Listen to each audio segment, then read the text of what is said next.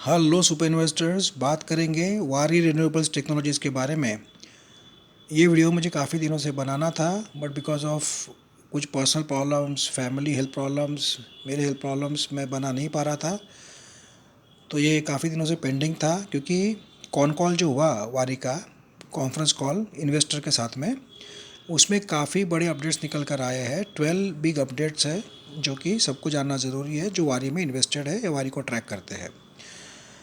वारी के conference call में सबसे पहले बताया गया कि कंपनी के पास ऑर्डर बुक कितनी है। कंपनी के पास 1.7 गीगावाट की ऑर्डर बुक पेंडिंग है, और कंपनी ने ये भी कहा है कि इस ऑर्डर बुक के कारण कंपनी के पास, अगर रुपीज़ में बात करें हम लोग, तो 2500 करोड़ से लेकर 2700 करोड़ की ऑर्डर बुक पेंडिंग है, जो कि काफ़ी बड़ी ऑर्डर बुक है अभी भी।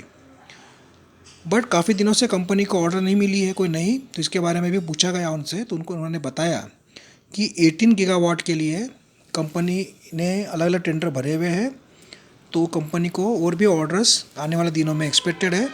तो 18 गीगावाट मतलब बहुत बड़ी ऑर्डर की पाइपलाइन कंपनी के पास है, जिसके लिए कंपनी कोशिश कर रही है। अगला पॉइंट ये है कि कंपनी से पूछा गया कि जो पेंडिंग ऑर्डर है ये कब तक कंपनी एग्जीक्यूट करेगी, तो कंपनी ने कहा है कि Q3 और Q4 मतलब आने वाले 2 क्वार्टर में कंपनी 1.2 गीगावाट से लेके 1.3 गीगावाट का ऑर्डर एग्जीक्यूट करने की कोशिश कर रही है, और इतना हो सकता है ऐसा कंपनी ने प्रोजेक्शन दिया है। तो ये भी पॉजिटिव बात है। अगला पॉइंट ये है कि उनको पूछा गया कि भाई कंपटीशन के हिसाब से कंपनी क्या कर रही है, तो कंपनी ने जवाब दिया, मैनेजमेंट ने, कि कंपटीशन है, बढ़ती जा रही है सोलर सेक्टर में, और मेनली जो छोटे प्लेयर्स है, स्मॉल प्लेयर्स है, जो कि कम रेट में बेच देते हैं, कम मार्जिन में बेच देते हैं, उनके कारण दिक्कत हो रही है।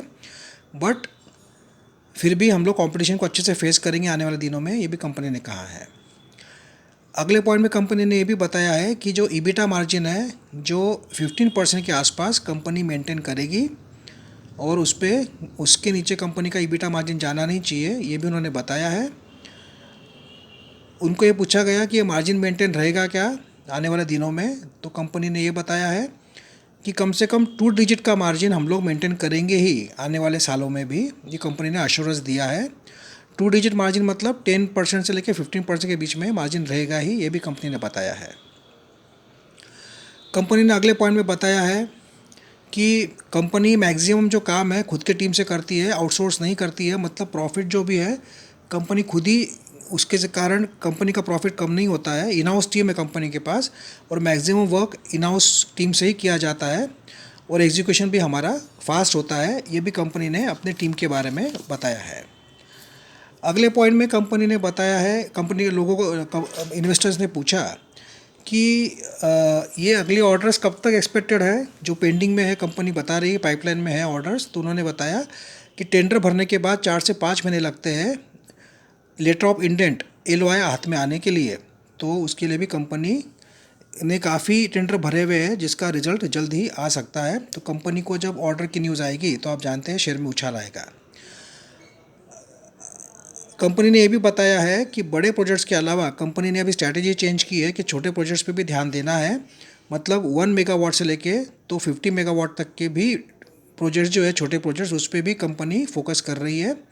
मतलब कंपनी चाहती है कि भाई बड़े प्रोजेक्ट्स के पीछे ही ना भागे हम लोग, छोटे प्रोजेक्ट्स भी इम्प्लीमेंट करते रहे, जिसके कारण कुछ ना कुछ ऑर्डर साथ में आते रहते हैं। तो ये भी पॉजिटिव बात है। उन्होंने ये भी बताया है कि O&M से भी रेवेन्यू आते रहेगा, ऑपरेशन और मेंटेनेंस से, मतलब ये जो भी AMC होती है प्रोजेक्ट्स की वगैरह, उसके कारण भी कंपनी को प्रॉफिट होते रहता है, ये भी कंपनी ने बताया है। कंपनी ने ये भी, कंपनी को पूछा गया कि डेटर्स डेट जो है, मतलब आउटस्टैंडिंग कितने दिन में आती है, तो कंपनी ने कहा है जनरली 21 डेज़ में हमें आउटस्टैंडिंग मिल जाती है, जो कि काफ़ी अच्छा परफॉर्मेंस है। कंपनी को पूछा गया कि और भी कोई सेक्टर में कंपनी काम करने का कोशिश कर रही है क्या, तो कंपनी ने बताया कि ग्रीन हाइड्रोजन के ऊपर कंपनी विचार कर रही है, और उसमें एक अच्छी अपॉर्चुनिटी रहेगी, तो फ्यूचर में कंपनी ग्रीन हाइड्रोजन सेक्टर में भी जा सकती है। तो ये भी पॉजिटिव अपडेट है।